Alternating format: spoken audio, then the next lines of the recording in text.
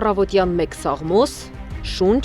ու գրառում։ Փաշինյանի ֆեյսբուքյան առօրյան է։ Որպես ձեզնից մեկը դիմում եմ ձեզ, մեզ անհրաժեշտ է գործուն քայլեր ձեռնարկել Մայրաթոր Սուրբ Էջմիածնի վեհարանը ազատելու եւ կաթողիկոսական նոր ընտրություններ կազմակերպելու ուղղությամբ։ Այս փուլում պիտի ստեղծենք համակարգող խումբ վերենշված օրակարգի կազմակերպչական հարցերը կարգավորելու համար։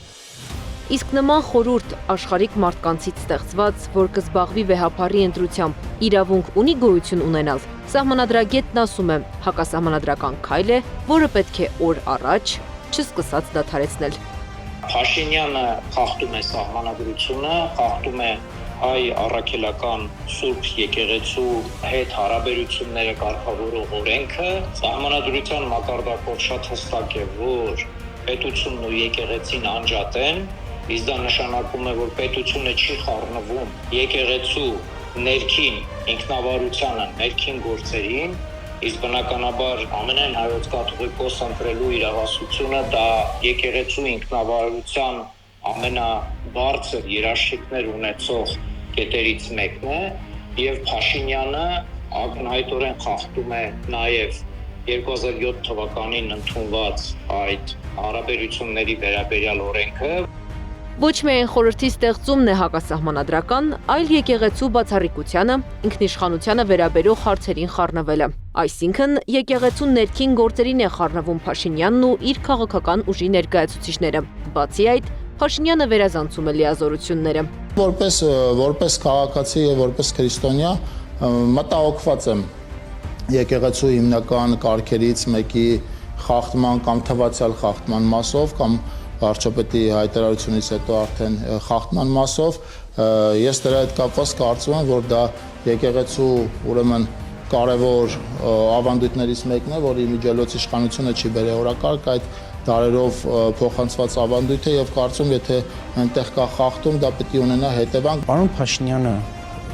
պարզապես օրակարգ է մտցրել մի խնդիր, որը ակնհայտորեն գոյություն ունի մեր ազգի համար եւ մասնավորապես Հայաստանի Հանրապետության բնակչության համար։ Եվ այս խնդիրը պետք է հանգուցալուծվի։ Վարչապետի գրառումը ձեր բոլոր հարցերի պատասխանները պարունակում է, ավելացնելու ոչինչ չունի։ ԿՊԱ-ական պաշտոնյաները կարծում են, ժամանակին եկեղեցու քաղաքական օրակարգին մասնակցելու պատասխանն է, որ հիմա Փաշինյանը խոսում է եկեղեցին այսպես կոչված անարատ պահելու, մաքրելու մասին։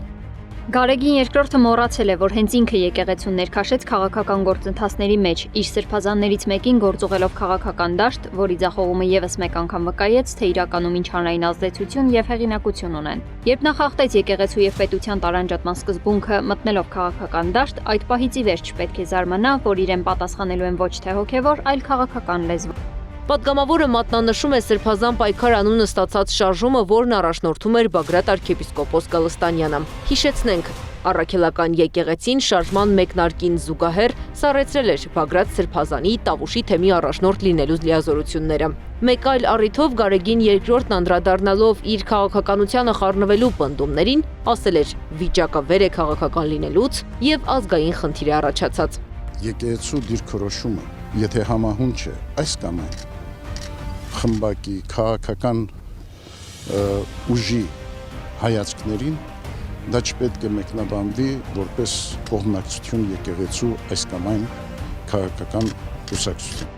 Ի տարբերություն Փաշինյանի հակասահմանադրական քայլերի, եկեղեցին գործել է իր լիազորությունների շրջանակում։ Սահմանադրագետ Վարդան Պողոսյանի խոսքով Փաշինյանն ուզում է դատական համակարգը շրջափակելու եւ այսպես կոչված բարեփոխումներ իրականացնելու փորձերը նաեւ եկեղեցու դեմ կիրառել։ Ակնհայտ է, որ Փաշինյանի նպատակն է վերացնել սահմանադրության 18-րդ հոդվածով ամրագրված հայաստանյաց առաքելական Սուրբ եկեղեցու բացառիկ դերը նշանակությունը, այդ հոդվածը իրեն բնականաբար խանգարում է, իր բոլոր այդ գործողությունները դրա մասին են վկայում։ Այս օրերին ակնկալել, որ Փաշինյանի հակասահմանադրական քայլերի վերաբերյալ գոնե հրապարակային զգուշացումներ կլինեն ներքին գործերի նախարարությունից, դատախազությունից կամ ազգային անվտանգության ծառայությունից, անիմաստ է, նշում է սահմանադրագետը։ Մինչդեռ հայերից հստակ ակնկալիքներ ունի՝ լինել եկեղեցում եւ եկեղեցու կողքին։ Անի Աբաղյան, Գառնիկ Նահապետյան, ABC Media։